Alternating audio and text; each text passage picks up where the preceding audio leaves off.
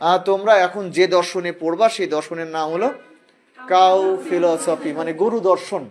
তুমি যখন ক্লাসে পড়েছো হয়তো তড়ি ঘড়ি করে যা পড়বার পড়েছো, কি বুঝেছো না বুঝেছো, হ্যাঁ হয়তো বুঝবার অনেক ঘাটতি ছিল, কিন্তু এখন যদি কেউ ফাঁকিবাজি করো তাহলে তোমার ইন্ডাইজেশন হবে ওই গরুর মতো।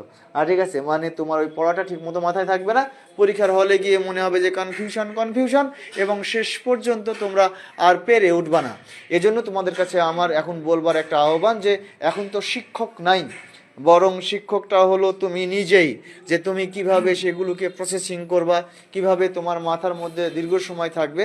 সুতরাং অ্যাডমিশনে পড়ার অনেকেই বলে মুখস্থ করো, কিন্তু আমার কেন জানি মনে হয় বিশেষ করে এমসিকিউ অ্যাডমিশনে কেউ যদি ভালো করে বুঝে বুঝে পড়েও ফেলে, মুখস্থ করতে হয় না, তখন তো অপশান দেয়া থাকে, দেখা যায়, তখন সে প্রপারলি অ্যান্সার করতে পারবে। শুধু সাহসিকতার সাথে ঠান্ডা মাথায় পরীক্ষায় বসতে হবে, ঠিক আছে? যদিও তোমাদেরকে আমি এরকম মানে ডেমো এক্সামের ব্যবস্থা আমরা করব।